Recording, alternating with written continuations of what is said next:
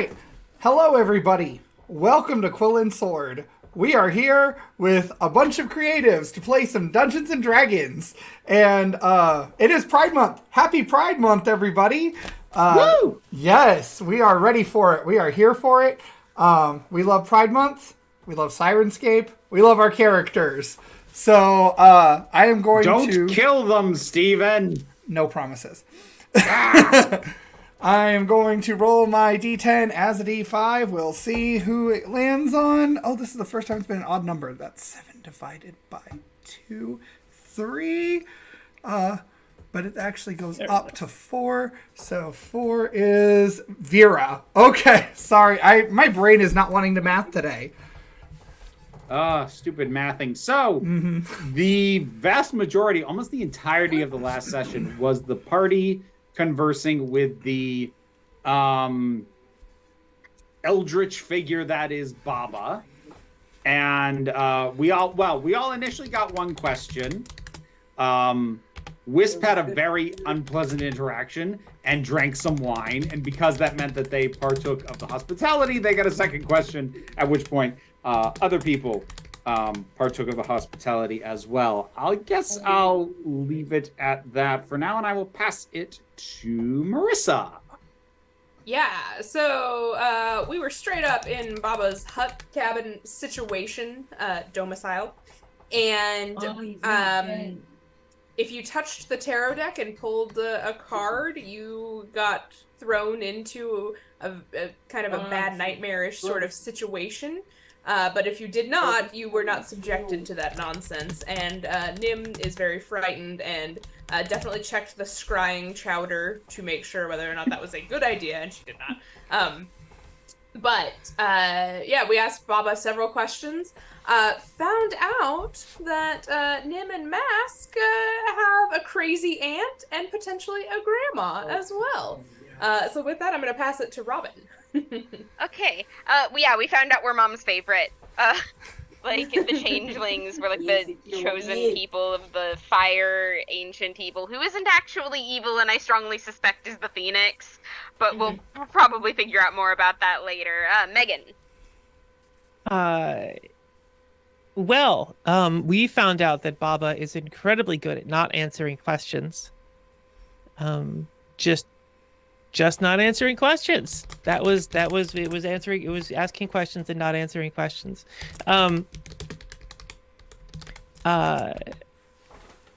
Yeah. But there is some entity, so that, there's this 3-entity cycle that keeps going through, that the world keeps going through, and there's a fourth. And if the fourth were to ascend to prominence for some reason, then there would be a wealth of magic born unto the world. So, yeah, that sounds pretty cool. I don't know, a bunch of undead of the sea or the air, or like, let's give everybody magic. It kind of, on the surface, if we can trust anything Stephen says, seems like the good move. Who hasn't gone yet? SENITA. SENITA. You're muted.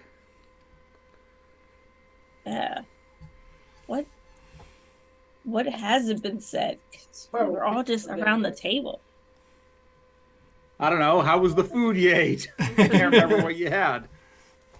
I don't remember what we had. I was just into the wine, so. That tracks. I beg your pardon. Honestly, I didn't even remember the questions we asked. So you guys did ask about the cosmology of the world. You asked about what would happen if the Raven Queen were to fail versus succeed, and succeed versus fail. You guys kind of asked both of those in roundabout sorts of ways.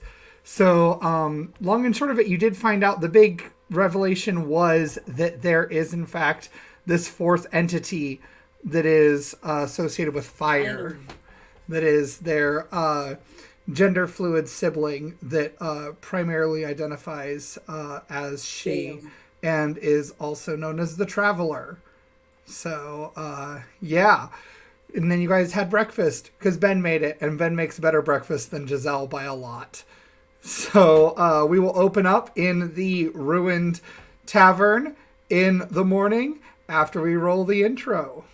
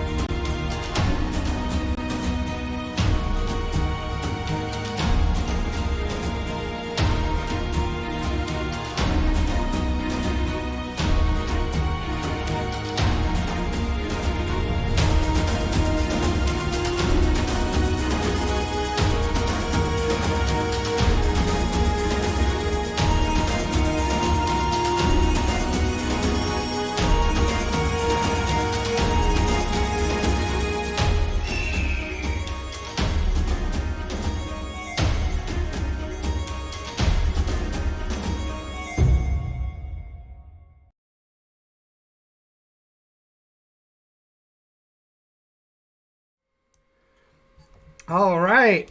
So we are opening up in Crossway, or what is left of Crossway, having been decimated by, among other things, an enormous crom spawn that just erupted from the ground in the middle of the town. You guys took shelter for the night in a broken, half-decimated tavern/inn. And you are now eating breakfast made by Ben. And bacon's ready. Here you go. And he puts a skillet of still sizzling bacon on the table.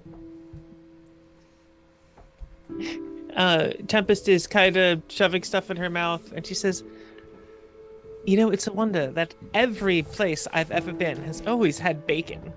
It's just one of those universal things, I guess." Well, I would say even the worst hellscapes across the plains are not so low as to be devoid of bacon. Amen.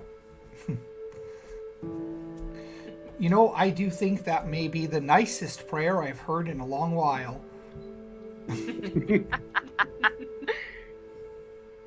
We've missed you, Ben. You know, I've missed me too, actually. It was so strange. It was like watching my body from the outside. I don't ever want to do that again. Does anybody know where Giselle is at, or if she's okay? She's okay. She's all right. She's very good, in fact. Her baking, not so much, but overall, very good. And Nim reaches into her pocket. I haven't given him the other half of the cookie yet, have I? Don't think so. So Nim reaches into her pocket and passes him this cookie. Giselle made this. Take that as the warning it is. She's a very good trier, but she could absolutely use your help with some cooking lessons for sure. Not that we're discouraging her in any way.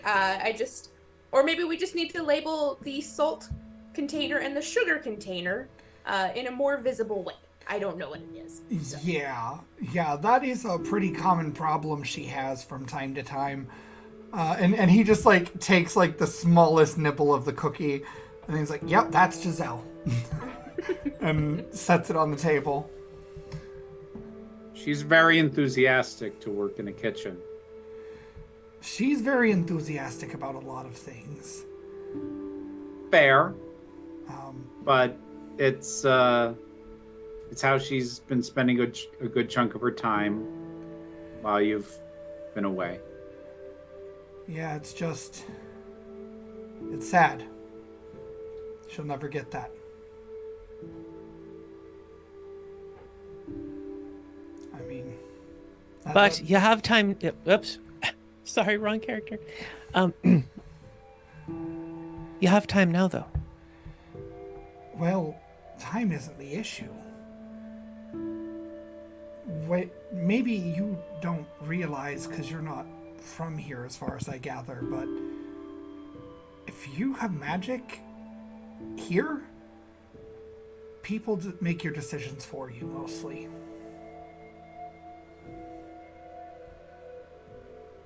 Wow. They try, and they do their damnedest to be able to. Funny thing is, as much as they think they control us, and as much as they think they have us under their thumb,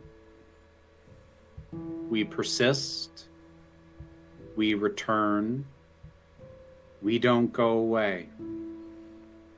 Yeah. Doesn't make it easier all the time, though, either. No. It gets tiring. No, it's... Ben, I'm well aware of the fact that we should be able to just live. Yeah. I would love nothing more than that. And I know that it's hard. I know that it's hard every day. It's also worth it every day. As hard as they try and make it, it's still worth it. Whatever it is that keeps you going, whether it be Giselle, whether it be anyone in your life, whether it be spite, whatever gets you up, it works. Yeah. You're right. And we'll find you a place. There has to be someplace safe. Yeah.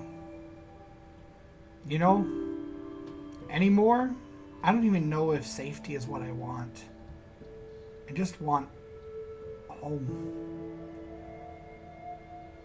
You know? That's what I want. Home with Giselle and her mom, if she's still around, I don't know. But, at any rate, I'll go get some more eggs going on the stove. You guys enjoy. And he'll just, he kind of, forcibly perks up and goes to do some more cooking in the kitchen. Gonna grab a bit of bacon since presumably it's no longer actively sizzling. It's not actively sizzling anymore. Okay. It is good. It is thick. It is very peppery. It's very well seasoned, actually. It has almost this crust of pepper and some other herb that you don't readily recognize, but Anu would recognize as the ground up and dried petals of a local flower that is often used in elven cooking. It adds a heat so that it's almost spicy. It's somewhere on the road between bacon and sausage in flavor. And the day is yours. So what is our next step? I mean, do we find this fourth entity? Is it impossible for us to take Ben to Giselle first? No, especially given that I, for one, strongly suspect that if the Phoenix is not itself the fourth entity, it's at the very least tied to it. That would have us going back to a soiree regardless. So... You mean to tell me for the first time this is going to be convenient? Don't jinx it. Knocks on the table aggressively.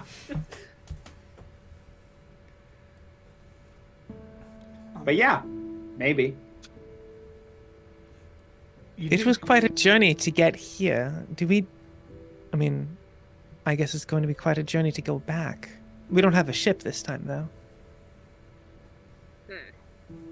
Steven, Mask got here somewhere. Do I still have access to the craft I got here on? Yes, actually. Assuming that it was not destroyed in the rampage. What do you want me to roll to see if it was? Let's do your favorite term, the happenstance roll. 8. We're gonna say that it is damaged but fixable. Awesome. It could make a short trip. You do also, Wisp in particular will notice that there is an Aslari just sort of leaning on the doorway, and the threshold behind you, the half-broken doorway. Asana's just listening in on your conversation. I'm gonna go over to her. Well, good morning. Good morning. There's breakfast out if you're hungry. It smells nice. You know, and she walks over and takes some of the bacon, probably more than her fair share. If you like, I can take your friend in the kitchen back with me. I'm not going to speak for the group. I think we have at least one person who might want to personally accompany this particular friend after all he's been through, but I think that's a very lovely offer. She's just crunching on bacon now.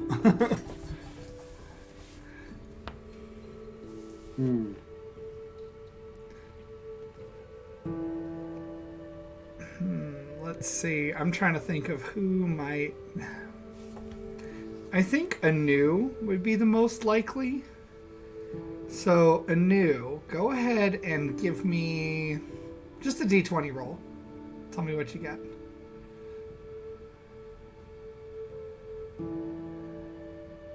Be sure to take yourself off mute, SENITA.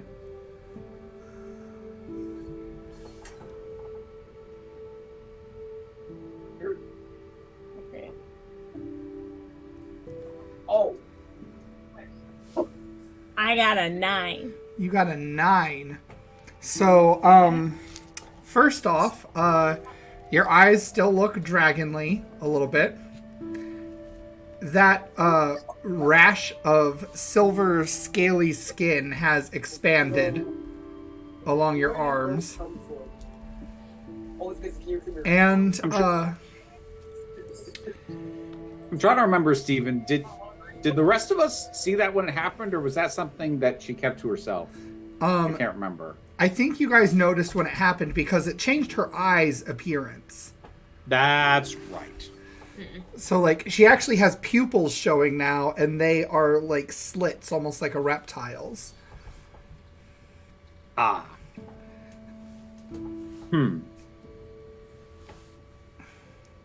So, the scale spreading, is that on a visible bit of skin on Anu, or? Not as of yet because of how Anu dresses, unless Anu chooses to let you guys see it. All right. But Anu, you realize that you have something else that you didn't have before. It is a pendant with a blue gemstone in the middle of it.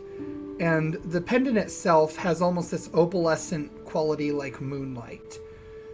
And you recognize the pendant's weight and feeling from when you recently had that vision of yourself in a past life riding on a dragon.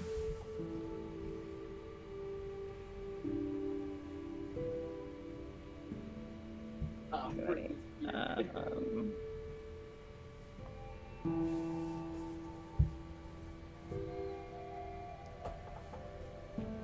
I'm coming back.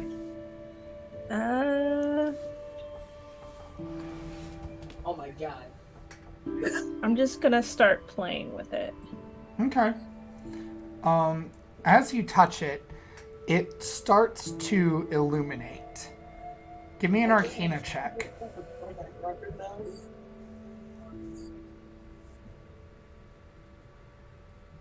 17. 17. So, you see what looks like an image of a bird inside the jewel. Yeah. And Is it a then phoenix? it transforms into almost like a fiery arrow. And Sounds about it right. points in a direction. Am I the only one who's seeing the arrow, or Nope, everybody else can see the arrow too. okay? That looks strangely convenient. It's my Where is it purpose. pointing? Where's it pointing to, Stephen? It's pointing to the southwest. I mean, how would Do we know what's in the southwest? The ocean. Of course. near That map. damn it. I'm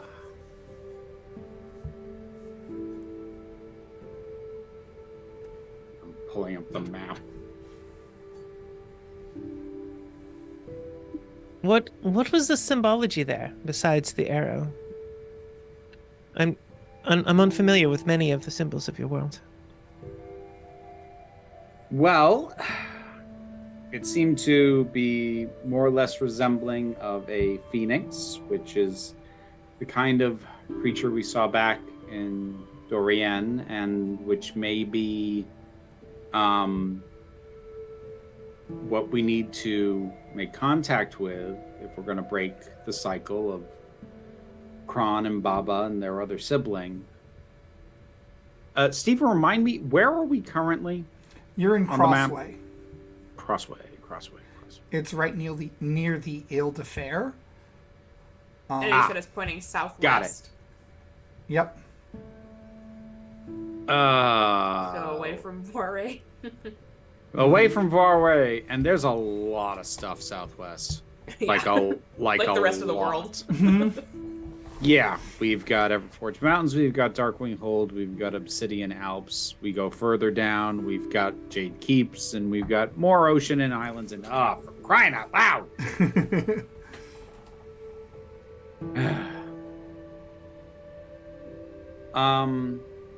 So Nim, I don't know if you heard, if we are not going to head to Voiré. Sana made an offer to make sure Ben gets back. You trust Asana? Yes. I think that would be best, as long as that's what Ben wants. I don't want to Of course. force Ben to make a choice, but I also want to strongly influence him to go back, because I don't think this is his fight per se. Yeah. As much as I would like to imagine this is going to be a lovely skip through the flowers to accomplish this, history and pattern recognition tells me to not assume that. Oh no, it's going to be awful if it's like anything else we've done, so.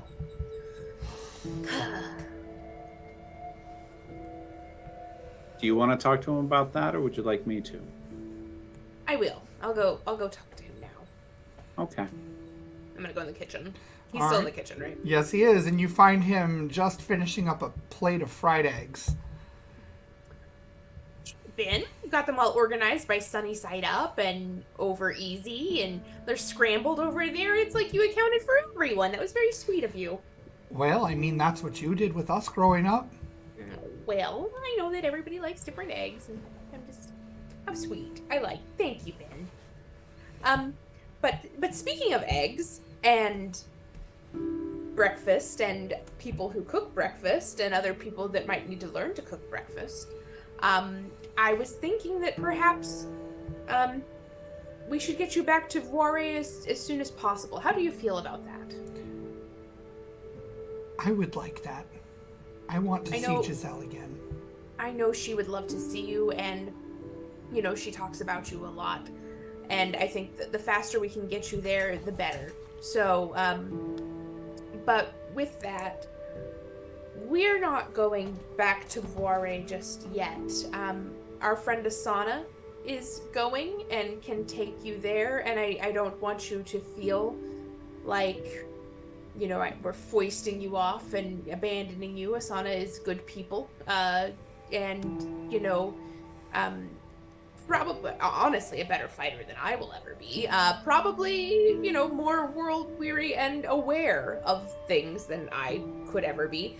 But I think, unless you really want to go and chase this current quest we're on, I think this would be the best option for you.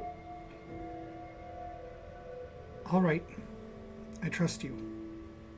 And honestly, how can I not with you giving me my life back? And he'll just, like, go in for a hug.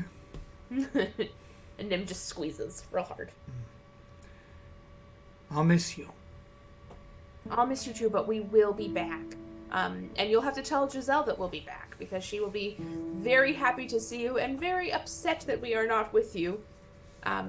But, you know, I trust that once you get there, you know, you'll be able to keep her happy for a while. I hope so. And if she has any piercings, it's not my fault, I promise. I'm just gonna, like, What? swivel my head and look at Tempest.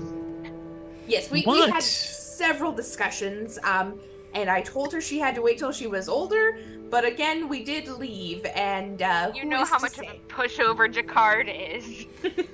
Who's Jacquard? He might be slightly less of one when it comes to sharp objects. Oh, he's lovely. Ben, he runs a tavern. He's where Giselle has been safe. It's his kitchen she's been helping with. He's a very good guy. And I know Giselle misses you a lot. Oh, well, I'm glad she's safe. I feel bad for the man whose kitchen she's taken over. I suspect it's probably had to be redone several times. But he's a good guy, and he does care about her. Well, that's what matters then, isn't it? Yeah. All right. I think I would like to go back to Voire and see Giselle again and figure out what we're doing from there. Maybe try to get in touch with her mom. That's best. So, well, all of you be safe. Thank you for everything. All of you. And he looks to each one of you.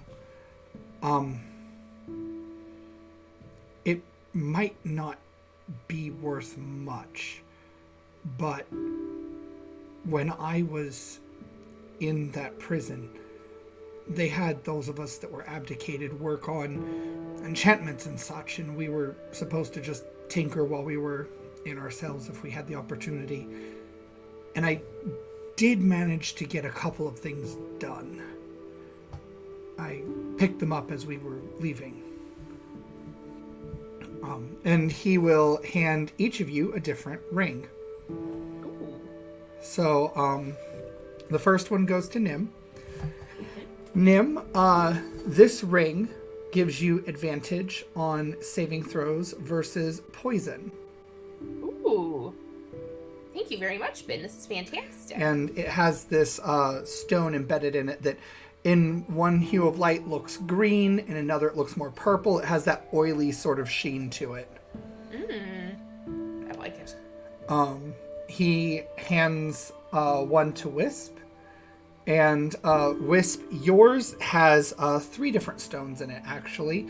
It has a red one, a blue one, and a yellow one. And this, and it's in the image of like a face almost, with each of these stones being an eye, and the red one being like a third eye, like up on the forehead. And it gives you advantage on wisdom saving throws. Thank goodness.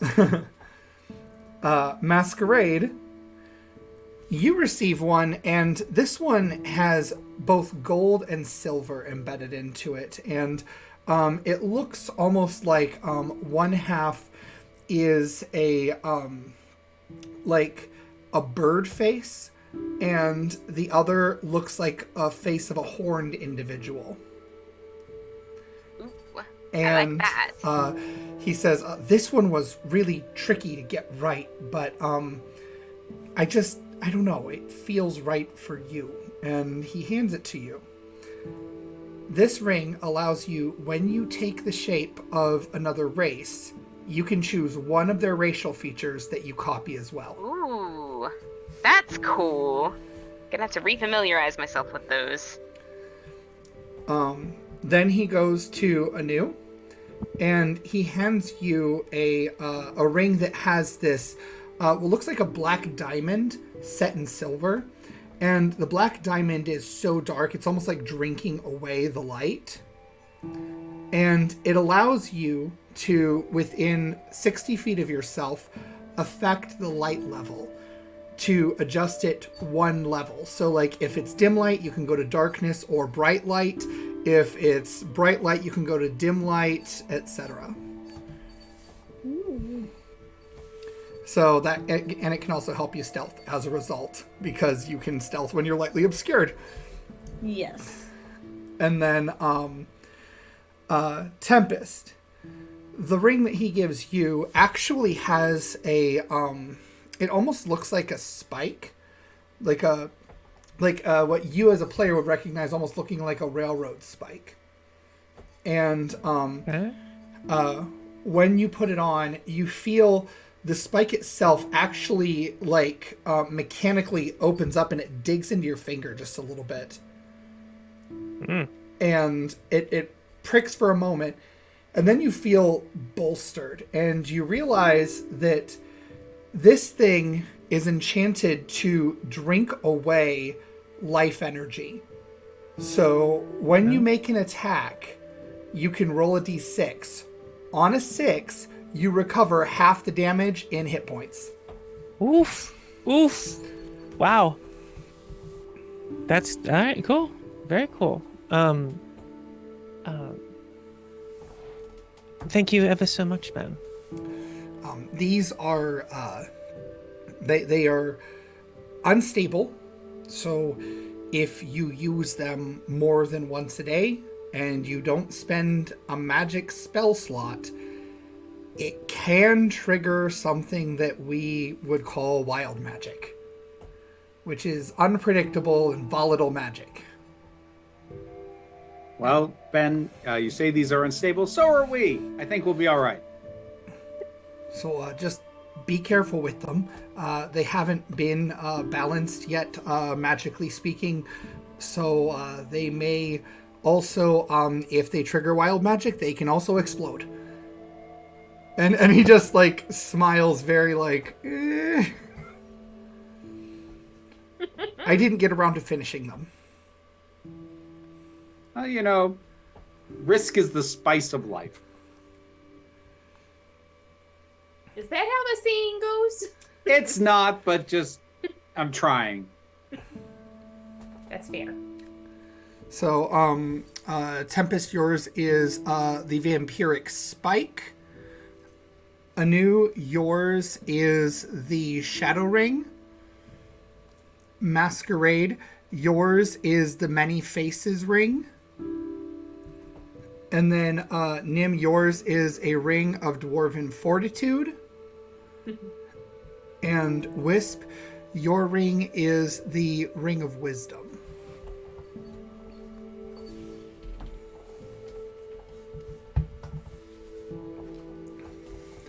These are not in the book, by the way. These are things I made.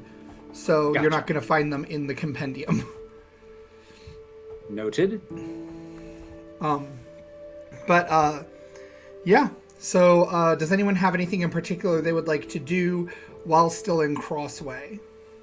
I want to go talk to Asana again. Okay. Yes. So, he is going to travel with you back to Dorian. Very well. I know that you don't know him, and it's a lot to ask, but do try and ensure he gets back safely. There's a little girl who has been missing him very, very much. I would not have offered if I did not think that it was something that was beneficial. That being said, I want you to know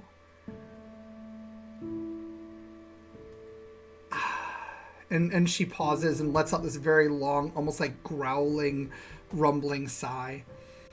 Like a lion would do, like when they're tired or thinking. Growing up among the Eslari, everything is chosen for us. Our job, our schooling, who we mate with if we are afforded a mate. And I did not want the life that they chose for me. I am not a soldier. And I know that you would like me to go with you. But that is not a life I want. It is a life I have lived. And it is not a life I want to go back to right now. But I do this for you. And I want you to know that. Because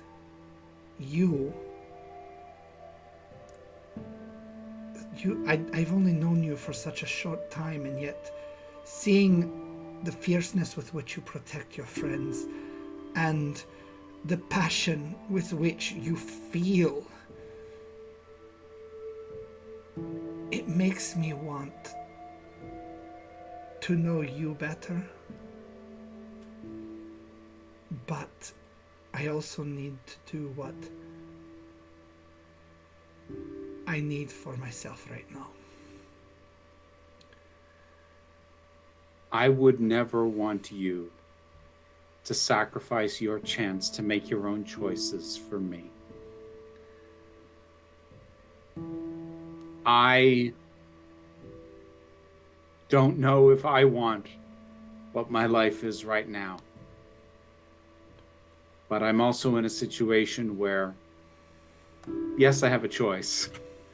No one's chosen for me, not anymore, but I feel very strongly what I have to do, or what I have to try and do. But I don't want to do this forever. And I'm not going to do something as stupidly selfish as to even suggest that you wait for me. But I will say that when this is over, and if I still have the power to walk, I would like to walk to you and see you again. I would like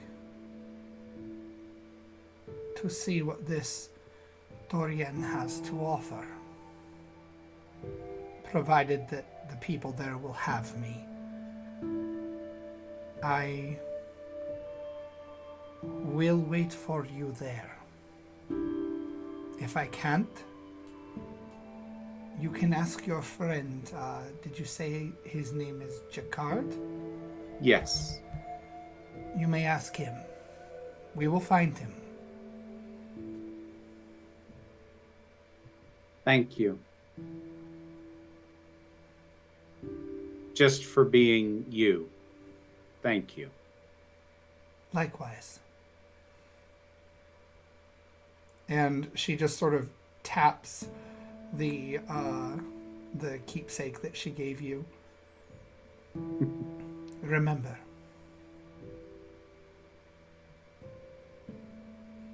I wouldn't dream of forgetting.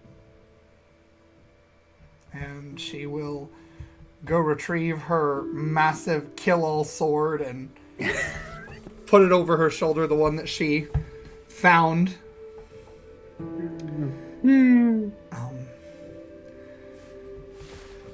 And she and Ben will head out probably midday. Okay. So, what about the rest of you?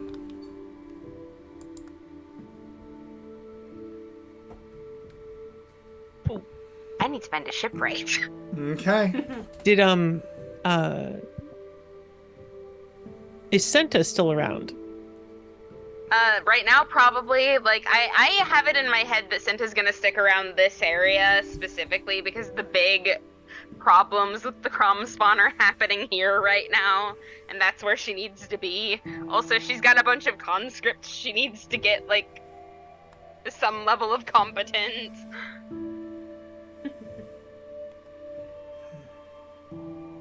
Well, Tempest will go help find a shipwright and things like that. She can be proficient with tools if she needs to. Okay. So Tempest, go ahead and give me an investigation roll if you would.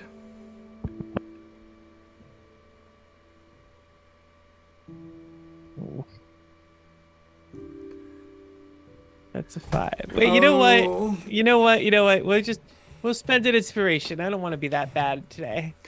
You know, you do also have a party member who's especially good at finding things in a city, especially things that are of a questionable nature. Oh, that's true. That's true. Okay, I guess after a while, Tempest comes walking back. Anu, we need things, and it's not obvious where to get them. Have any idea where we could find shipwrights tools and maybe some lumber and other things that we need to fix a ship? Legally or illegally? Is there any really law here right now? That's fair. I know a way. Fantastic. Do I know a way? Do I have to roll or can I just go? You got to roll investigation or perception. Okay.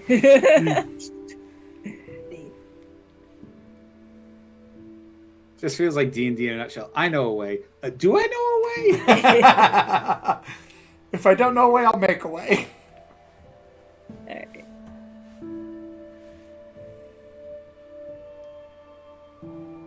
I got a 32. 32! You know a way. Oh for my sure. Yeah. gosh. So I got a nat 20 and my perception is plus 12. So you found God. You found the God of the shipwrights. You found a whole other ship. You actually, you know what? You do find a whole other ship. It's a better ship. Woo! You find a significantly better ship. And let me see just for flavor. Oh. Interesting. Okay. So you find a ship that is made of this purple-black lumber. Like, the wood itself is this color. It's not, it is not actually painted this, but this is the color of the wood naturally. And it has black sails, and at the head of it is where some ships would have like a mermaid or something. This one has an individual that looks like they're mid-flight, you know, a superhero pose, but there are these massive bat wings coming off of them, and they have a tail that snakes around the side of the ship, and these horns that poke out of the top of the head. Is this a humanoid dragon? What are we looking at here? It is a gargoyle ship. Gargoyle. Is it actually a gargoyle, or will we find out at night? Well, you don't know. I do, but I'll be good and I'll wait. And I even like the color. Perfect. Dibs on the helm. Can you orienteer a ship? Yes. Well, How hard could it be? point it that way. It goes that way, right? I'll investigate the ship. Looking for, stake my claim on a room. Whatever it takes. Okay. Look around, find stuff. Check if there's rations of food down there. Whatever we need for a trip. Okay. As you step on the ship, you hear echoes of voices. Not like menacing, but you hear almost like what you would normally hear at a busy port.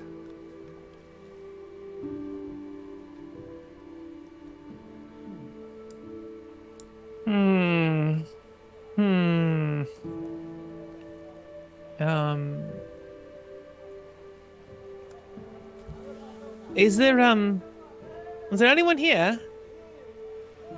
Make an investigation or perception roll. I'll Okay, also perception. allow Arcana. Perception. Oh, well, I think Arcana is better.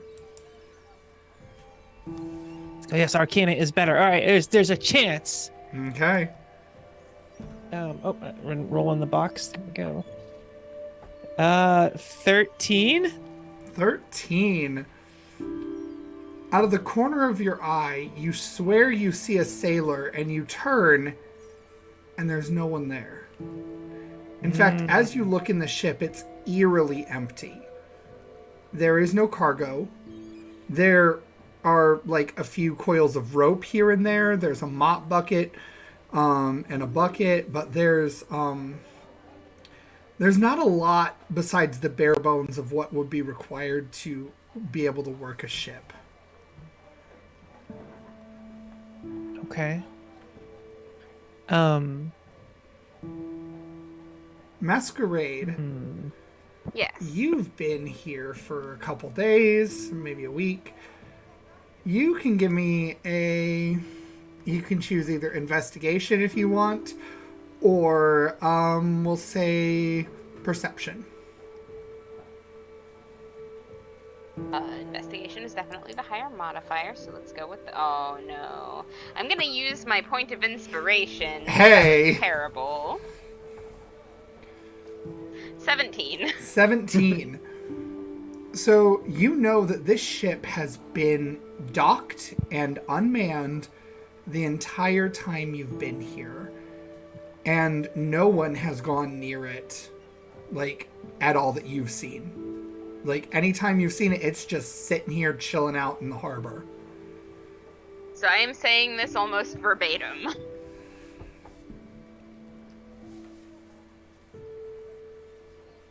Finders keepers. Works for me. I mean, there is no one here. We know there's no one here.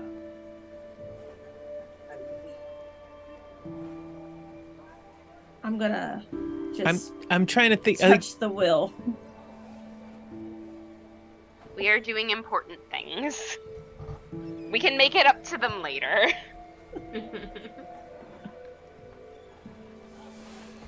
Tempest just gets up and says, "Will you help us, spirits of the ship?" Make an Arcana or a Persuasion check. Persuasion. We're gonna go with the thing I have +10 to. Okay. How about that? Yeah, most definitely. Okay, all right. Oh, I'm sorry, misspoke. +6. All right. Spirits of the ship, please aid us in our time as we fight the good fight.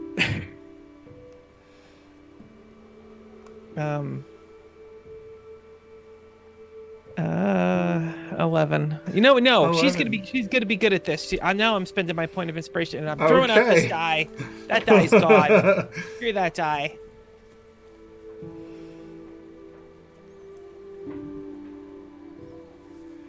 What did you get? 8. Even worse. That's Nim's it. not there, All I right? got. Like, I didn't join. I mean, I didn't say I was. Can't do anything right now. You can be there if you want. I was about to say, what were the roles that were being allowed for? Yeah, okay, so, like, if we're all there, I want you to know that before Nim went there, she was, packing up food from where they were and Okay. linens for to use as bandages. Very prepared, very mom-like. Absolutely. So I would like to encourage, Tempest, real quick. Okay. Ooh, what does that do? You get to roll again. It's kind of you get like to roll again? Okay. inspiration. But I guess. You can do it, Tempest! You're a good trier! Your encouragement doesn't let her roll again. It lets her add your charisma modifier to the roll. Oh, well, that's going to be significantly better than the roll that I got then. What was that? 11 was your first one, so... Yeah. +3. 14. That is what you need to get something to happen. So, you, hear what sounds like, I'm trying to think of how to describe it. It's like, sandstone cracking. And sploosh, sploosh, sploosh, sploosh. In the water. Do we all hear this or just Tempest? All of you hear this. Can I do an Arcana check on this thing? Is the boat moving? We're not being attacked by mermaids again, are we? Because I refuse. So, Wisp, you can make your perception roll. I would like to do an Arcana roll. Are you? Oh, you're trying to figure out what's going on with it magically? Yes. Okay, Yes. make an Arcana roll then. Yeah, no, even if the ship's moving, Wisp probably hasn't noticed yet. Okay. But you know Whisper perception. Come on, Right. man. And Anu, you can make a perception roll if you want. So that's a dirty 21 on Arcana. So, you can smell it, you can feel it, you can taste it. There is magic everywhere on this boat. I got 25. And also, so it starts out like black licorice, that sort of tingle twinge you get, and then it sinks almost like a thick syrup down your throat as it sets in your stomach like a rock. Molasses? I'm talking about molasses. And you recognize this school of magic right as the time that the boat starts to pull out on its own and the sails unfurl by themselves. It's necromancy. Oh, that was cool. And Anu, because you were looking That's at the nice. ship, what'd you get? I got a 25. So, the wings that were on this creature from the front of the ship are no longer sticking up the sides of the ship. And you see, standing now up at the helm, at the wheel, there is a 6'4" figure with red, scaly skin and orange eyes. The horns look familiar from the creature that was on the ship on the front. These massive bat-like wings extended, this arrowed prehensile tail waggling just a little bit. leather and belts combined with like pirate garb, like a coat, an open vest, all of that, and a pretty well trimmed goatee. And he looks down at all of you and he says, "If I ask what you're doing on my ship, will you be honest?" Yes. Hang on. Excuse me, sir. I called dibs. Yeah, I'm just gonna go ahead and say that, given that we were, so far as we were aware, on an unoccupied ship, I don't think we have much reason to lie. So what are you doing on my ship then? It's my ship. I found it. Finders A new? A new? Make a persuasion check, just generally. What would you do if you rolled a nat 20? Would he just go, "Oh, I guess it is"? I guess it is. 15. 15. He narrows his eyes and smirks, and you see just the peaks of fangs as he does it, and he kind of toys with this dangly earring, and he's like, "All right, I'll bite. So, if this is your ship, lass, then tell me, how does it work?"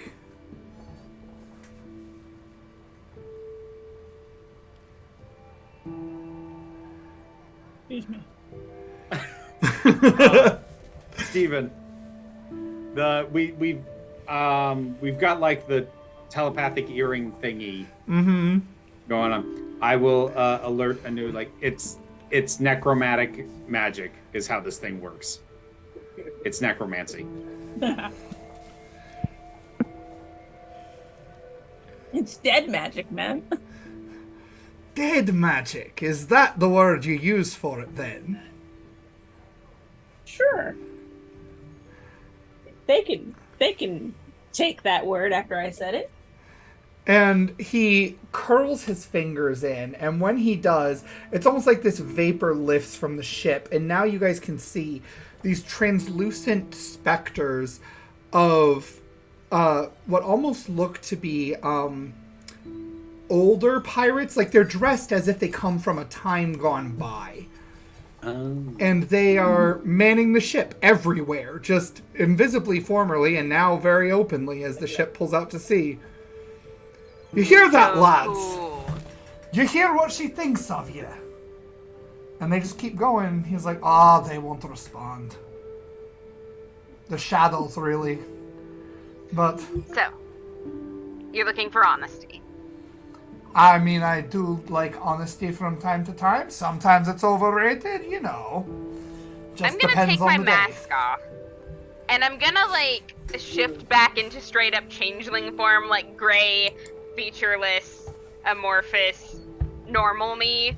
Mm-hmm. Oh, How's you're this for interesting. honesty? That's pretty cool, actually. Yeah, isn't it? Have you been able to do that this whole time? Oh yeah, I can look like you too, but I try not to use faces that other people already have. Oh, interesting. I mean, that feels like a common courtesy, really. It is. It's just not polite to use somebody's likeness without permission. Yeah. But back to you. And he jumps, and when he leaps, these wings just like fan out. So he glides like inches from Anu, and he looks down, crosses his arms. You're the interesting one here. So tell me, what are you doing on my ship? You want to take this outside? Well, we can take it inside if you want. I wonder. Wait, just Let me see. Have I started sprouting wings yet? Because I'm assuming I'm just casually. No, you haven't. Can I like manifest them with my mind? I do have I do have a dragon ability. Oh, and I have illusion. Wait, you so can manifest wings already? Because I had one of my healing spell is a spell from my dragon feature, and then I okay. also have illusion. Oh, okay. So you can like manifest illusory wings. Yeah. Well, yeah, you can totally do that. You don't even need to roll for it. All right. Oh, I thought a new caused us trouble before. So Jen's just having a panic attack in the background. Oh my And he was going to be able to reach every single chandelier we find ever. So I'm gonna take off my my cloak and I'm gonna make my wingspan look bigger than his wingspan. okay. And he looks at you and he's like, okay, size isn't everything though. Oh, I know how to whip them too. I mean, Size does count for a fair bit, though. I'm just saying. but can you use them less? I mean, really use them. And he takes like just a half-inch step closer. Definitely have something I can do. It's a mage hand, absorb elements. I'm trying to think if I could if I have any magic to blow myself up. Let me see. Steven. Mm-hmm.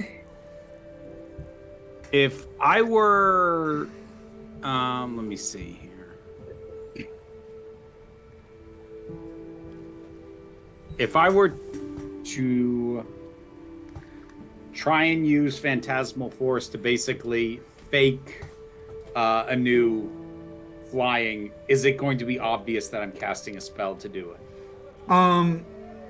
I would make you make a roll, an Arcana or a Stealth roll, to see if you could hide it. I think that's fair. All right, I'm not sure I want to do that, especially given his focus on honesty. No, you know what? A new cooked her own goose. She can stew in her own juices on this one. Oh, I have spells to help with this. Okay. Oh, why are you seeing extra descriptions? Where is? And don't get me wrong. Normally I got your back, but like you did this one to yourself. I'm passing around a flask for the rest of us to enjoy while this is happening. That's valid.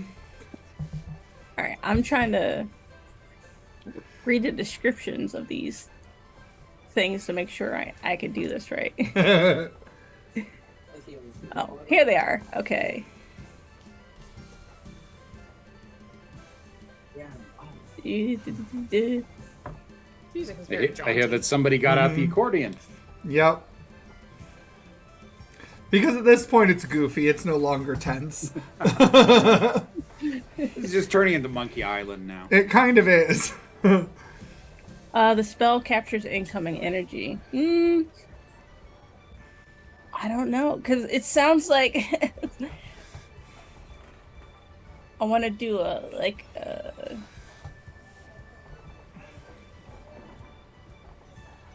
acid, which you have taken.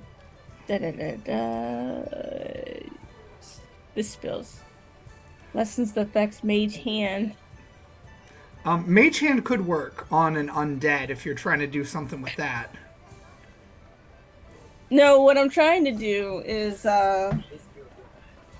create wind without them noticing it. Oh. Create wind. Well, he's right up on you, so if you're casting anything, it's going to be really hard to get past him. True. But I'm also a sneaky stealth. That's true, you are. So if anything, I could probably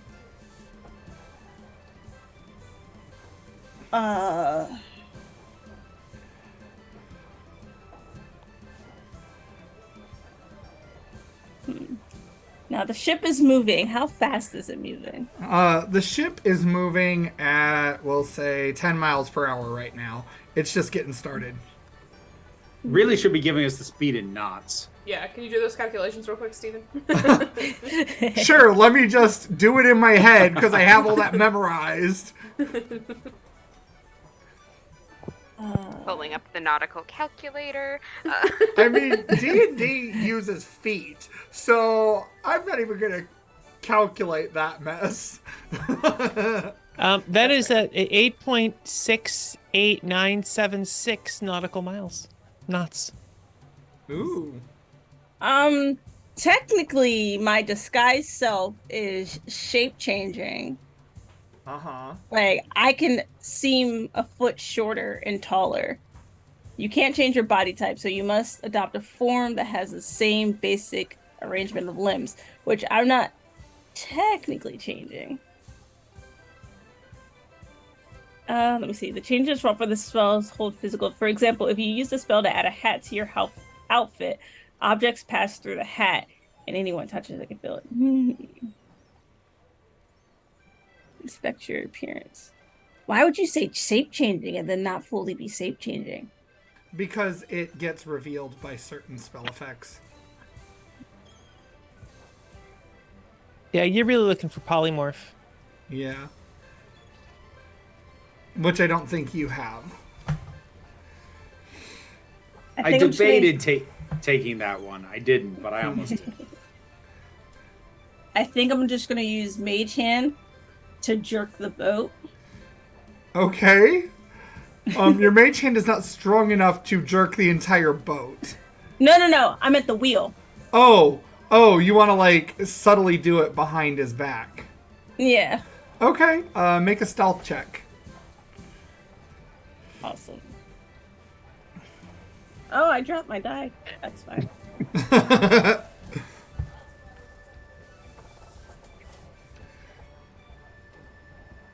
19. 19. Okay, let me roll for him. He got an 18 to notice.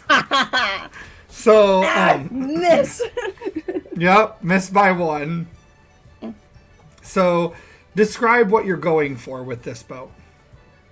It's gonna jerk the other thing. Just quickly pull it so it jerks or veers to the right words. It's noticeable. You should have your hands on the steering wheel.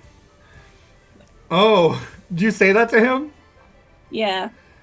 See, this is why I told you I had dibs. What are you doing?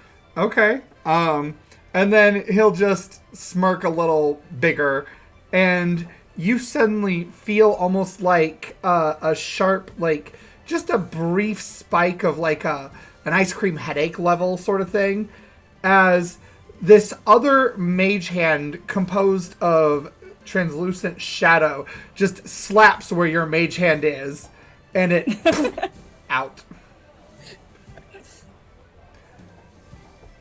Nice trick. Smile.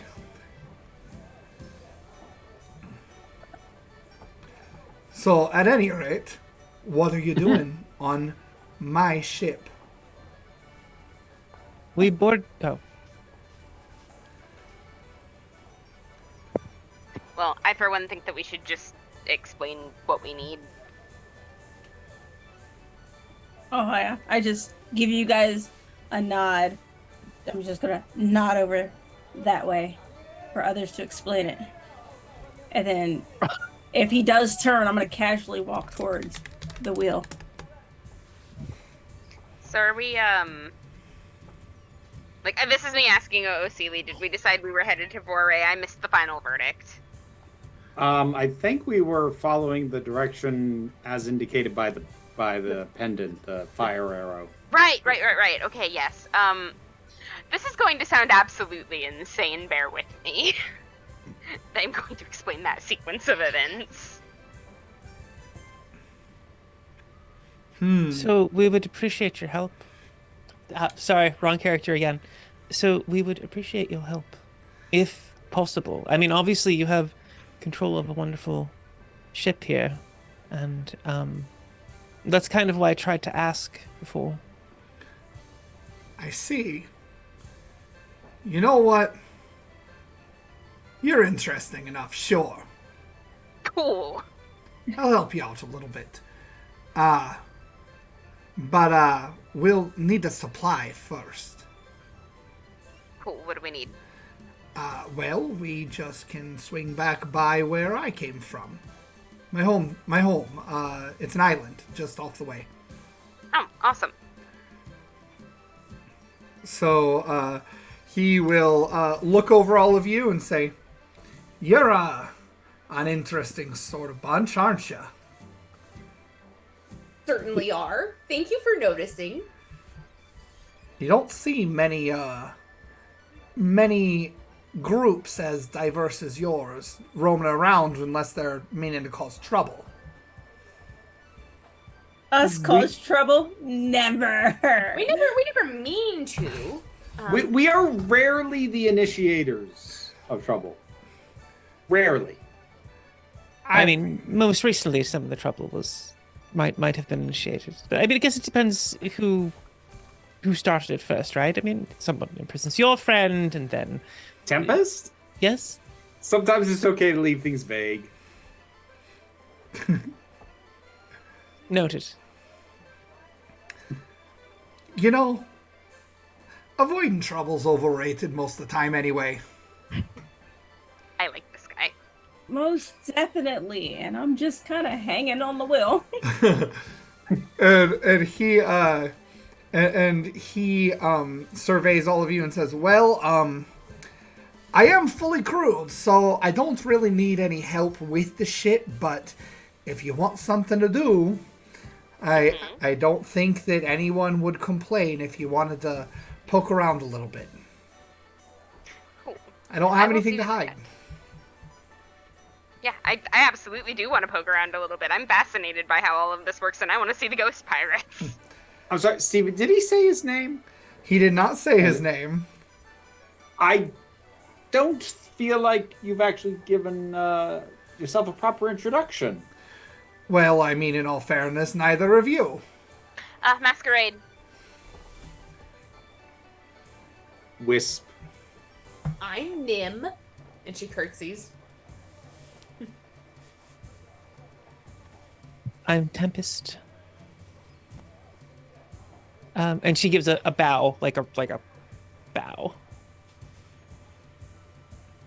Did you say he had a hat? He does not have a hat because he has horns, and those are difficult to Alright. accommodate. Oh. Is there anyone who has a hat? Some of the ghosts do. Okay. I'm going to take one of their hats. Okay. And then when it comes to my head, I'm just going to go, and I'm Captain Anu. And it just starts sinking through you slowly Yeah! before Ghost hat! hopping back onto the ghost. I see. Well, I am Captain Seamus, Lord of the Seas and Sky. Sky? And then he flares out his wings and takes like a 30-foot jump and then glides around and lands back where you are with a bow. Sky. Fair dues. Yeah, it's neat. But can you sing? Oh no, I can't sing worth a lick. Do you mind? That's what we've got Stumpy for. And he points, and you see, this guy who has like an accordion that is in one foot, and then the other end is in his hand, and he's like playing the accordion that way, while he's got a peg leg and a hook arm. Is he doing it well? He is doing it well, actually. It's impressive. Nice. Good on him. Oh no, are we on a ship full of undead bards? Works for me. Wisp Necromance and dancing. Wisp is gonna go over near Stumpy and tap out a beat to go along with the song with their hooves. Make a performance check. Okay. 16. 16. All right, so you do manage to do a decent beat, actually, and he gets into it. He's nodding his head, tapping his foot, everything. Stumpy doesn't seem to notice, and you sort of begin to realize that all these ghosts are almost like working like robots. Like they are echoes of a time gone by. You know, not too many people take so kindly to necromancy. I mean, you said yourself, we are not exactly a typical group, and we are not generally in a position to judge too many people. Not for their abilities, at any rate. Yeah, not too many people take kindly to changelings either. Some of Fair. us aren't even completely alive. He just like quirks his head very pointedly toward you.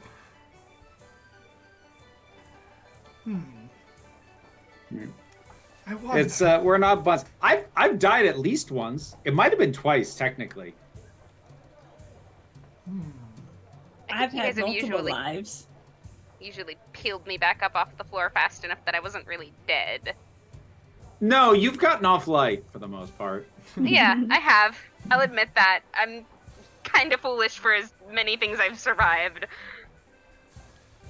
Well, I have a cinnamon roll box, and Nim just offers a cinnamon roll to Seamus. And he will absolutely take it, and he's like, that is one of the best cinnamon rolls I think I've ever had in my life. You want to know the best part? And she opens it again, and there's another one. His eyes just get real wide. And like, if this were an anime, there'd be twinkles. Take it, go ahead. So he's corporal, but his crew isn't. Is that what it? Uh-huh. Yep, he's Corporeal? corporeal, and his crew is not. Corporeal. Okay. Words. And yeah, he will take the cinnamon roll again, and he just wharfs that down. Nim puts the box back in her apron and then realizes that she's got some peppermint in there, or mint leaves, really. And she passes it to Wisp. I got these just in case you get sick on the ocean again. Thank you. No problem. I won't tell anybody. They don't need to know you're a landlubber. I learned that when I was a sailor.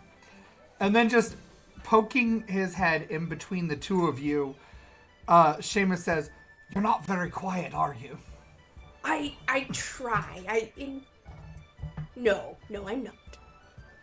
She works with children. Ah, I see. You met one of them. She tried to take the hat.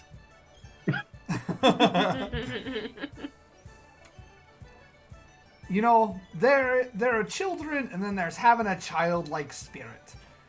One of those I think is very valuable, and one of those I don't much care for.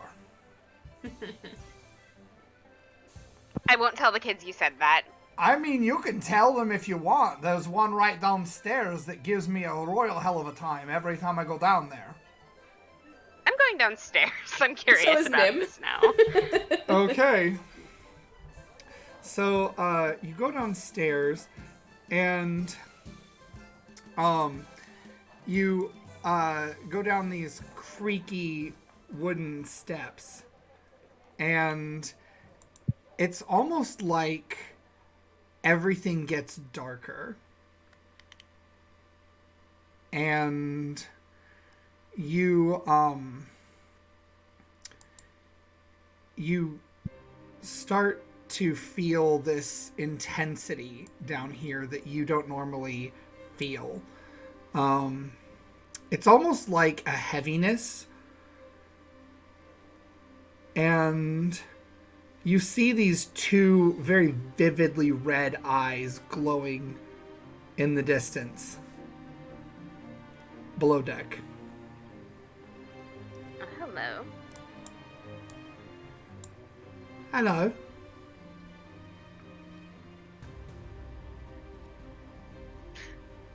So, like, about how high up are the eyes? Yeah. They are about 4 feet up. Okay, so I will, like, crouch. And I'm still, like, in changeling mode, by the way, so, like, still all gray and stuff. Mm-hmm. I'm Masquerade. What can I call you?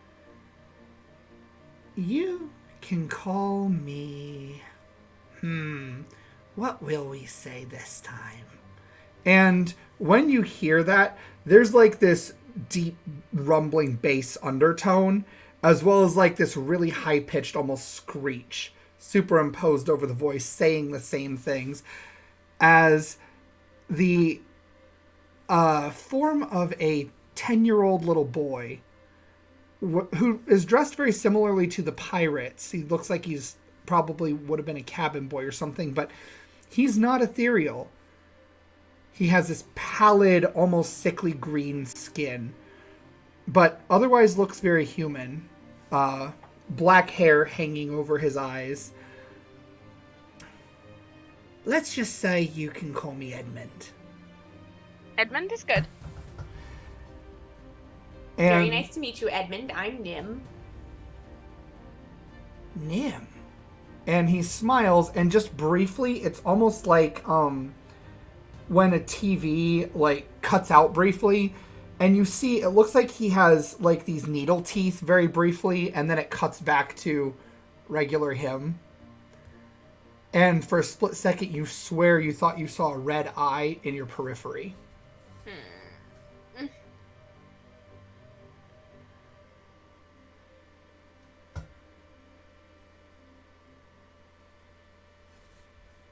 Nim is just gonna smile aggressively. You know, you really shouldn't give people your name like that.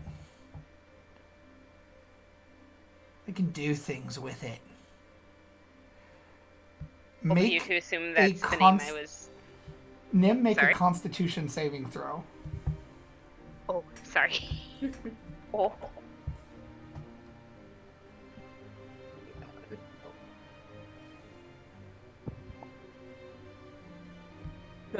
13? 13. So whereas the light was once drunk away before now, you see there is a swinging lantern down here casting shadows. And Nim, you rise up and it feels like something is lurching in the pit of your stomach as Nim actually floats down from the stairway, arms extended, and lands and just starts doing a little dance.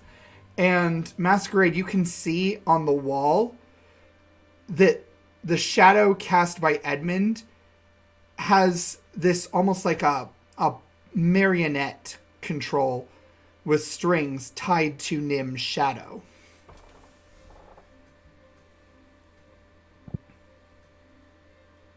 Maybe we don't do that. That's inappropriate. She gave me a name. Yeah, but giving your name isn't the same as giving consent.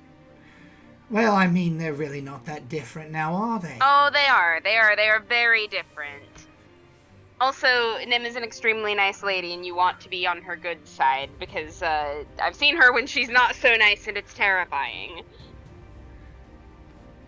And then he looks at you, looks to Nim, and he's like, "Are you passengers?" I think so. And he says, "Hold on a second." And just in a swirl of smoke, he's gone. And those of you who are above deck see this 10-year-old little boy just materialize beside Seamus. Are they passengers? Oh my god, it's a shit goblin. Oh, no, this isn't a shit goblin. This here is, what are we using now? Edmund. Edmund, right. This here's Edmund. And, yes, they're passengers. And you hear him curse under his breath. Just shit. And gone in a puff of smoke, returning below deck. And Nim has stopped dancing. He's like, Oh. All right, fine. I guess Thank you're you, right. Edmund.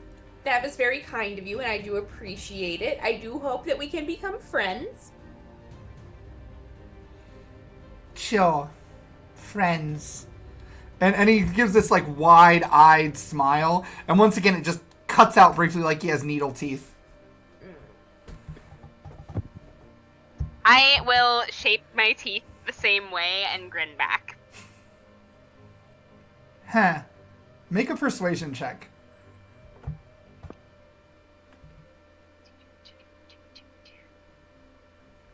Come on, character sheet. Don't do this to me. There we go. 15. Okay. He actually tries really hard not to, but he does crack a little smile when you do that. And then he's like, "Ah, did he tell you this is his ship?" Are you going to tell us something different? Well, okay, it's kinda his ship, kinda not. It's complicated, right? We've got time. Alright, so here's the thing. And in a wisp of smoke, he materializes beside you, just sitting on the stairs. And now he looks like an old man. So, this is my ship, but it's on loan to that one up there. Right. Got me in a game of dice. Well, got my name at least. Oh, not the Edmund name. No, not the Edmund name. And what happens if we find out that name? Well, I'm pretty sure you could put two and two together now, can't you, lovey? I mean, absolutely, but it would be nice for you to explicitly state the effect it would have. Give me an insight roll, Nim. That was not good. I'm gonna use my inspiration. Okay. 23. 23. So this guy can't lie to you. And you're pretty confident that he's of a similar nature as to what Baba is, just not on that power scale or anything. Mm-hmm.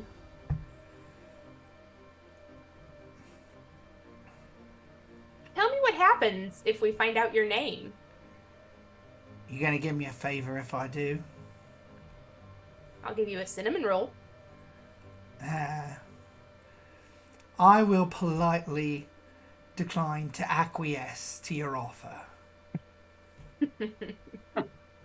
Means no.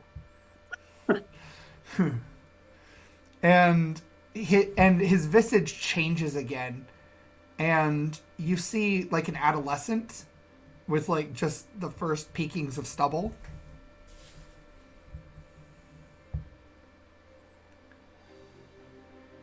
So, at any rate, this ship is currently on loan to Seamus What's-His-Face, Master of the something or another.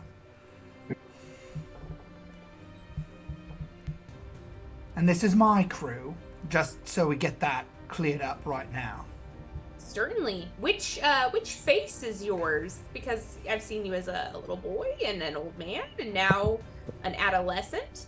I'm gonna look sidelong at Nim, and I'm going to butt in at that moment and answer for him. Which face is mine?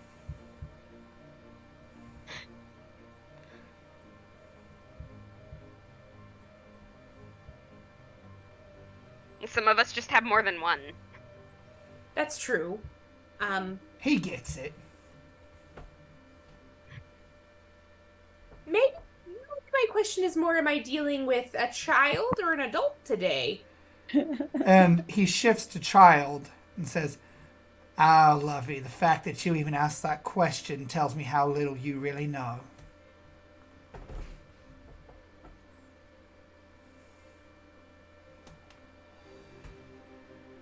Let's just say that appearances can be deceiving, and Well, sure.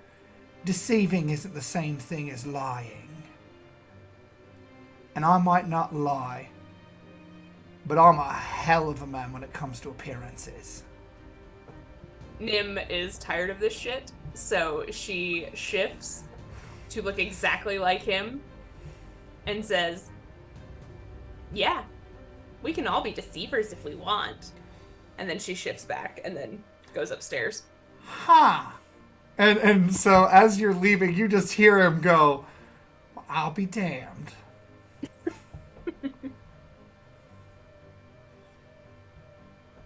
And then when you come up above deck, Seamus says, "Please forgive Edmund. He's not the best when it comes to manners." Oh, no, absolutely not. And he says this is his ship and that it's on loan to you. Well, It's so my ship. A crisis of ownership, it seems. here's the thing. It is my ship for the time being. Oh, okay. And then whenever I pass away, then it will no longer be my ship and ownership will return to the previous owner. But the ship is also part and parcel with Edmund. Part of the crew, part of the ship. Well, that's the thing. It's all kind of a package deal. So, are you saying Edmund is a little bit like your slave under the circumstances? Only in so much as he volunteered for it, I suppose. See, Did he though? I mean, did he really? well, he made a fair wager knowing what he was getting into. See, that's a little bit different than volunteering, isn't it? I just, forced him to play fair. Play fair by his definition, your definition, or the general accepted definition? The general accepted definition, because I put something of equal weight on the table. I just won and he lost. The size of the wager isn't relevant to the question of whether or not the game was fair.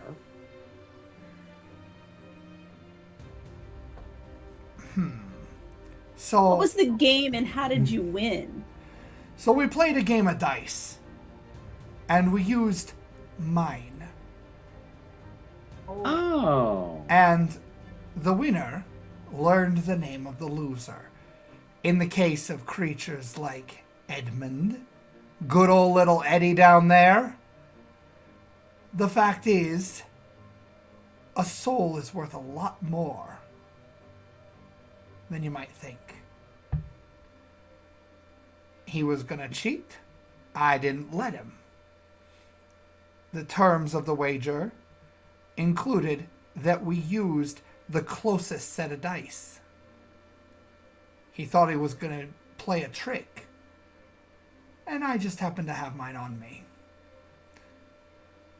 And he snaps his fingers, and these dice appear in his hand.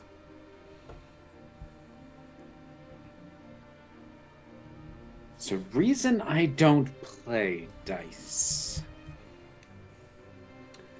Take a look if you want. And he tosses them your way.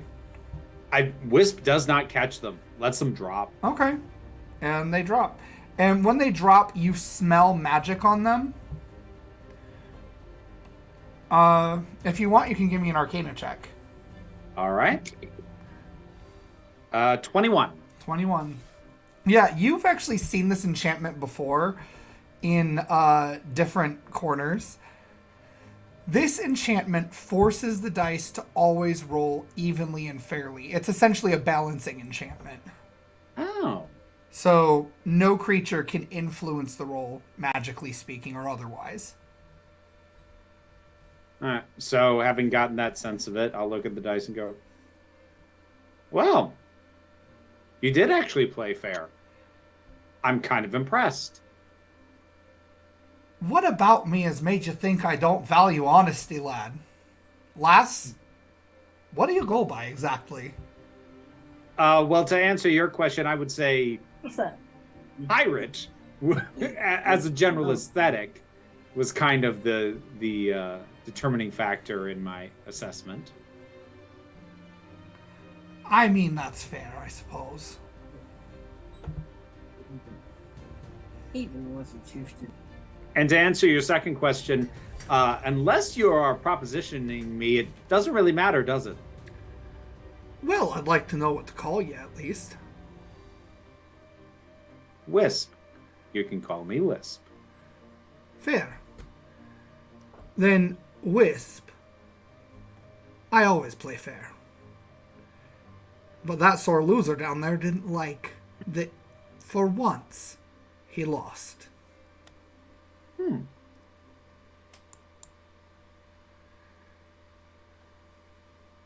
And that being said, Stumpy, more music! And he just starts playing his little jaunty C tune again.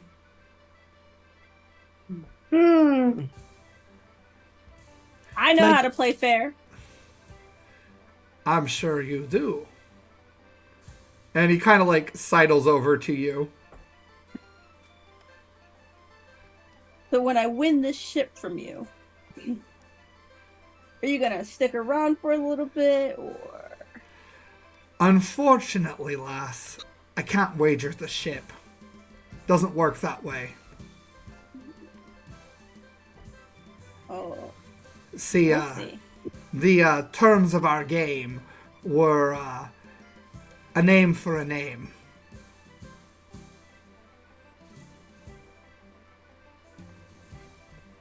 Oh, so get the name, get the ship. Thank you. Super helpful. What, you don't honestly think my name is Seamus, Lord of the Seas and Sky, do you? No, not you. Yeah, maybe we don't try to play dice games with the mini hag downstairs. Oh, come now. We know how to handle hags. No, we don't. I think our past experience would indicate that we don't know. We just get very lucky on occasion. Anu, you have tempted a lot of fate around that. Please don't. Oh, word of advice, by the way. Maybe don't use your names around Edmund. Well, thank you for the warning, sir. Yeah. I mean, I like the name Seamus. It's not too far off. What is a name, really, if not a moniker? I have many. Same, actually.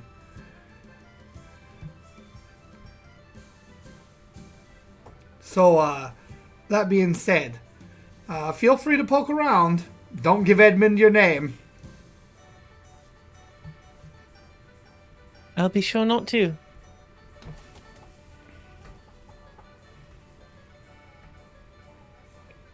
Could we find quarters? Yeah, they're downstairs with Edmund. Fantastic. I make my way downstairs. All right. And you see just a 10-year-old little boy chilling out in the darkness with the swinging lantern hanging from the rafters. And he glances over to you, and for a split second you would swear there was about 70 or so other red eyes looking at you from the shadows. Okay. What's your name? You can call me Tempest. All right. Edmund. Nice to meet you, Edmund. I'm looking for quarters. I'm staying here for a while. Oh, Do you have some nice ones? No, but there are quarters. Come on. Where would they be? I'll show you. And he'll lead you down a hallway that has doors, and it actually has proper rooms in here. And he opens one up, and it looks like a very normal, functioning bedroom on a ship. Fantastic. Fantastic. Edmund, Yeah. if I close this door, will I have privacy? Define privacy. Ah. Will there be prying eyes watch me as I change my clothing? I mean, if you want me to close my eyes, I'll close my eyes. But I've got eyes everywhere, just so you know. That must be quite awkward in some places. It Um, is. Close your eyes. And when he in my does, he closes his eyes, and your room actually illuminates. Like, it was dimmer, and then it's almost like the candle in the lantern just burns brighter. Thank you so much, Edmund. I appreciate it. You're being a fantastic host when you don't watch me in my private set, and when I'm in private. Well, let's just say that there's more than one reason I might be kind to you. Huh. Because you've got a stink on you. Born that way. What can I say? But, I get the feeling that if you're here, you're not in good with her. Oh. You know her. No, not in good standing, unfortunately. Well, fortunately, unfortunately. Oh. No. Definitely not. She would How would you... You go ahead. How does that make you feel? That I would possibly be at odds with the stank upon me? Well, I'm sure she would really appreciate if I were to spy on you. So you can consider this room very, very ignored. Fantastic. Thank you so much, Edmund. Now, I need to change, because this heavy armor does not go on a ship. Clunk, clunk, clunk gets it. You know, before you do anything with that, may I? And he just, like, reaches a hand toward your armor. It took a very long time to acquire this armor, good sir. What would you be planning on doing to it? And his red irises meet yours. You swear you don't like her? If I could. I have driven my sword into her belly with every intention of tearing her to shreds. It didn't work, but the intention was there. Ah. Well then, consider this a little present. And you, feel... It's almost like a chill run down your spine as the shadows intensify significantly, and these almost like vines create lightning streaks along the floor before crawling up your armor. And then briefly it feels almost like your armor is searing hot. Mm-hmm. And then it just and this black smoke starts pouring off of it. And you feel this connection with your armor you didn't feel previously. And he says, consider that a favor. And you can now, as a bonus action, dismiss or summon your armor at will. Tempest, before she tries it, makes sure she thinks in her head real quick, wait a minute, am I wearing underwear? Says, yes, of course she's wearing underwear and under things, but then decides, tries to figure out if it's clean, and then it's like, oh, whatever. Then she has to try it. Bamf. Okay, so when you do that, maybe I should refine what I said. You retain your armor on you if you are wearing clothing. You can just make it look how you want and feel how you want. Oh, so you retain your armor symbiote. class. Okay, very symbiote there. Yeah. That's fantastic. Well, in which case, is it as comfortable as I make it? Like, is it, if I make it like it's so, something comfortable, that'd be fantastic. Tempest summons instead just this, instead of the big clunky armor that she always has, right? It's nice, soft, supple leather. Of course, it's still black because it's Tempest. With little. Wait a minute. How hot is it out? Is it hot out? It is warm. It is summer. It's the early summer. Okay. All right. Well, then it's going to be it's going to be thin leather and cloth, and just breezy, with just a little bit look of like it's actually armor. Like, I don't know. I guess it looks like fantasy armor. Okay. No sleeves, of course, because it's hot, right? And she actually has some kind of like armor-looking pants made out of soft leather, like shorts. I'm sorry, shorts. Yeah, that's what it is. She's wearing shorts and a t-shirt. It's fantastic. Okay. I'll have to draw this. And she just goes, "Oh, it's been so long since I felt safe wearing so little." So, just a word of caution. Consider it part of the favor. I don't live in your world.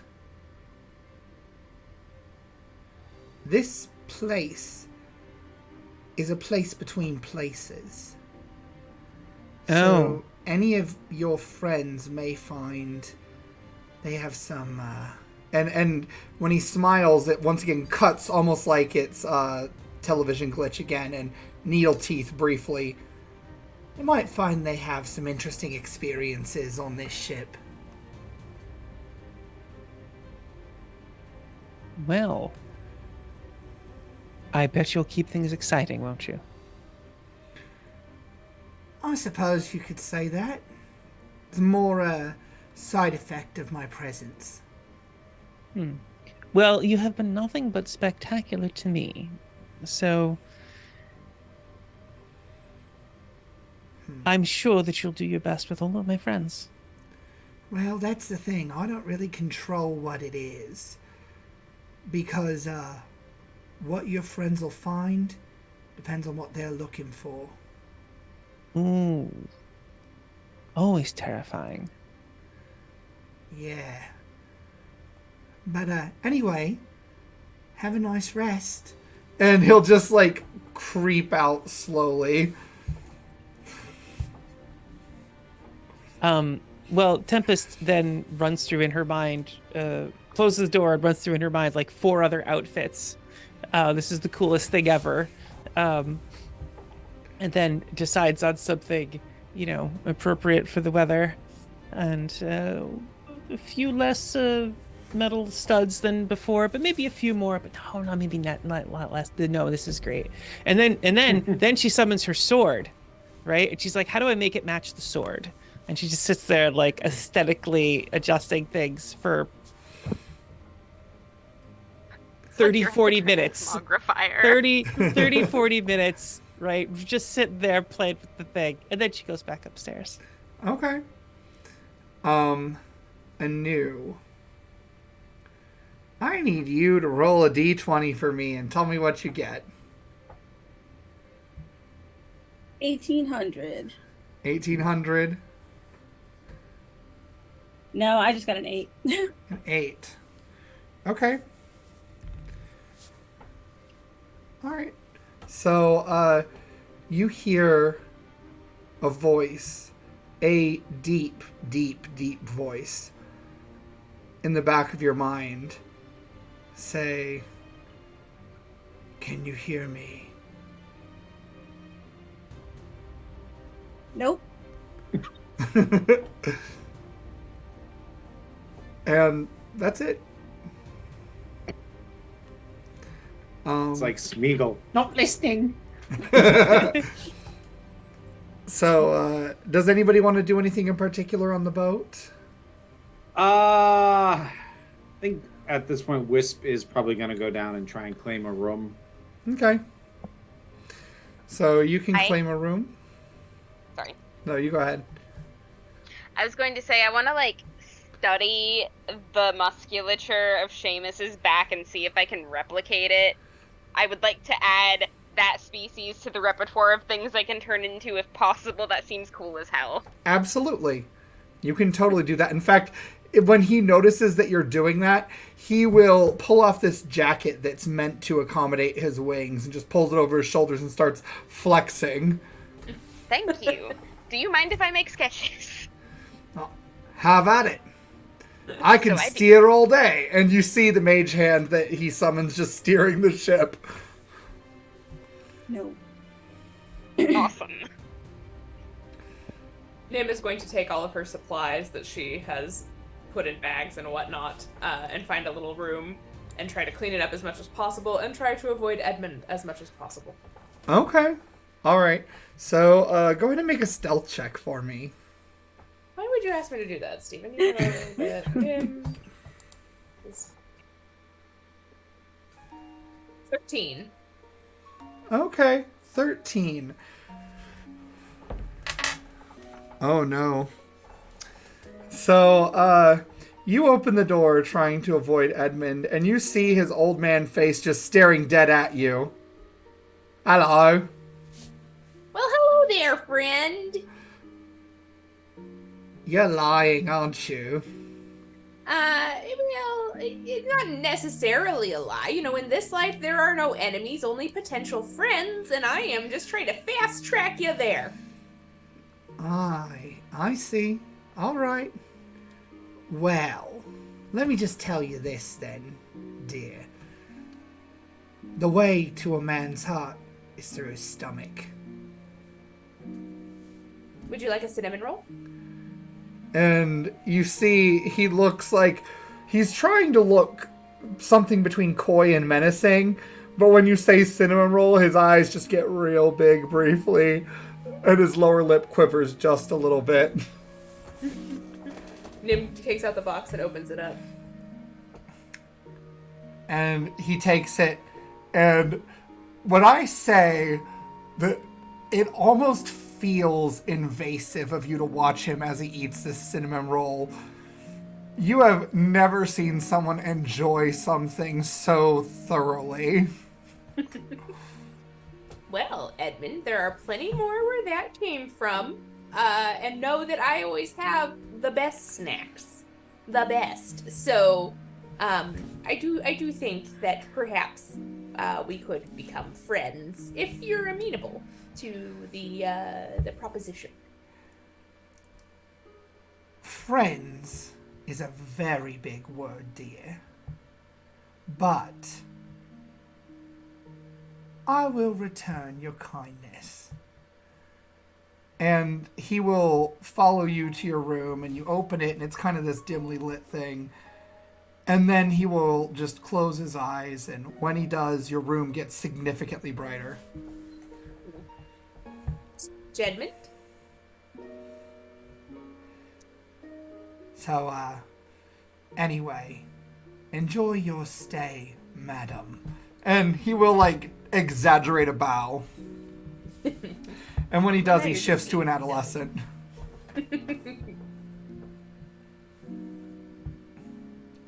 Well, thank you. And, if, you need a cinnamon roll, you know where to find me. I may just take you up on that. Is anyone else going to do anything besides find a room?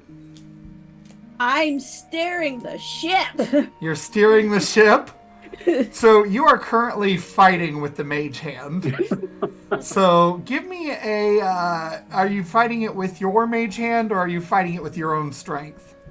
It's going to be mage hand against mage hand, so I can use my own hands to have the wheel. Okay, so I need you to roll for me an Arcana check, please. Okay. 9. Actually, you know what? I'm going to use my inspiration. Okay. You will need that inspiration. Okay.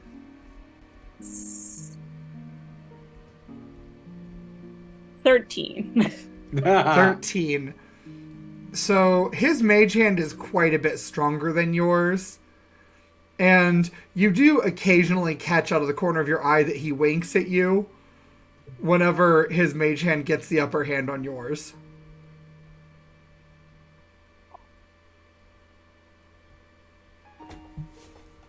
And, yeah.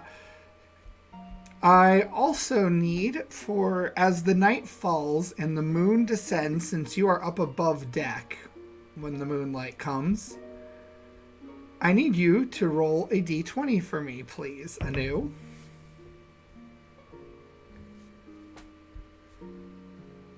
Nine. 9.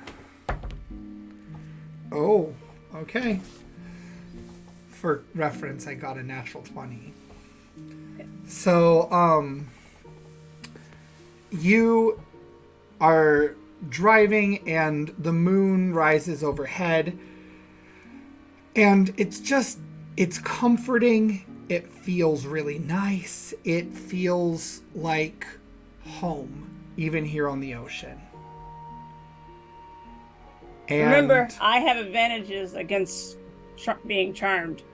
Oh, it's not about being charmed. But I do need you to make an insight check. Insight.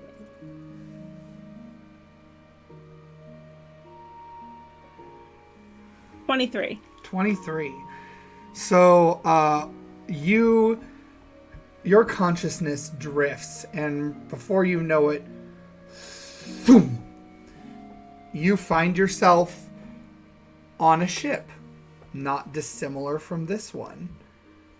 And you see there are gargoyles all around you, and they all seem to be bearing some sort of insignia on these breastplates that they're wearing. And as you realize this, you also realize that you are wearing a similar insignia as you look down. And it's also on your gloves. Your hands are very large and muscled now. And you feel the wind through your hair. And you instinctively run and leap off the side of this boat. And something beneath you catches you. It's almost like a horse. And it soars. And you are flying among the clouds on a starry night. Below you, explosions. On these other vessels on the water. And you see there's a battle going on down below.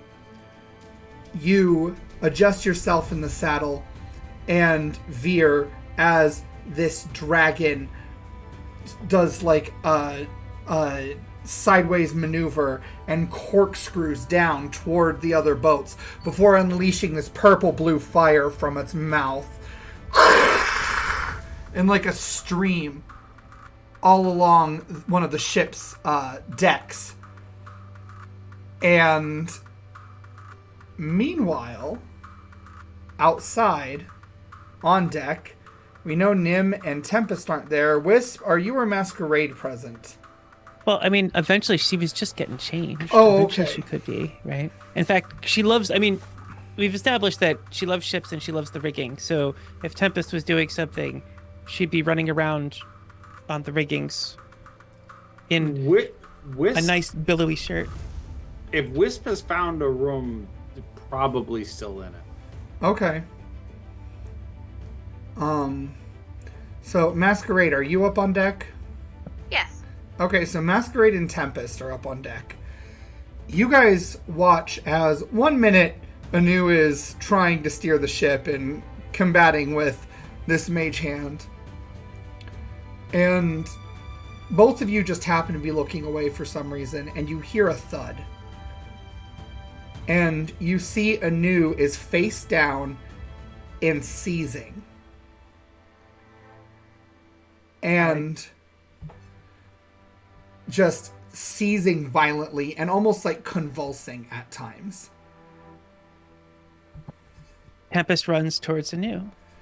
All right. I don't know what protocol is for this. I'm gonna like come over also. Oh, wait a minute. I do know what protocol is for this. I know what just happened, don't I? Because it happened to Wisp a few sessions ago. So Does this look like that? No, this is a little different. Oh, okay. This is something different. Okay, good. I don't know what's going on anymore. No, you don't. But make a dexterity saving throw, both of you. Wait, who's making the throw? Masquerade and Tempest. Oh.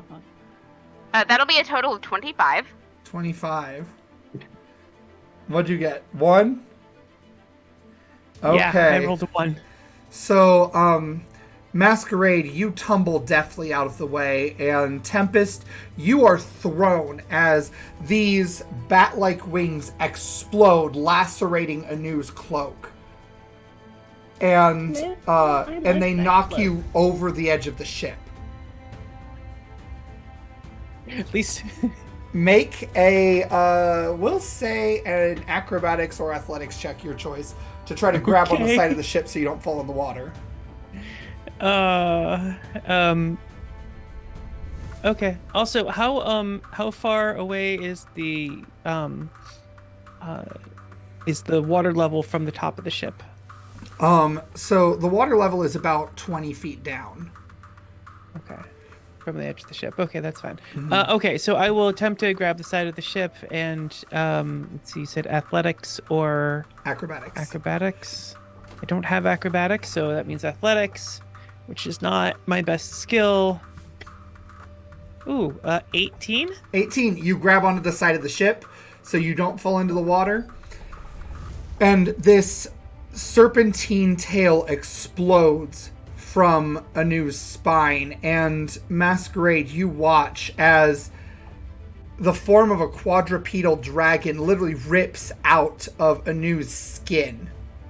What the fuck? And then, and like horns and everything, and it's wet and goopy, but then it's almost like the skin closes up behind it, so that now you have Anu face down on the ship, and a quadrupedal dragon standing over top of her. And that's where we're going to cut it for tonight. The fuck? That's not how you give birth. No, it's not. I don't know what school you went to. That's not how that works. That's some gremlin shit. Like, Right? Ugh. Yep. Well, thank you everyone for watching our dark fantasy campaign. Love some good body horror from time to time. And until next time, happy Pride. Stay safe. If you are in line of the smoke, please especially stay safe. Wear a mask. You know, be smart. Especially for our dear friend SENITA, who's kind of in that mess. So just be safe, everybody. Have a good Pride Month. And until next time, whether it's on the page or at the table, tell your story your way.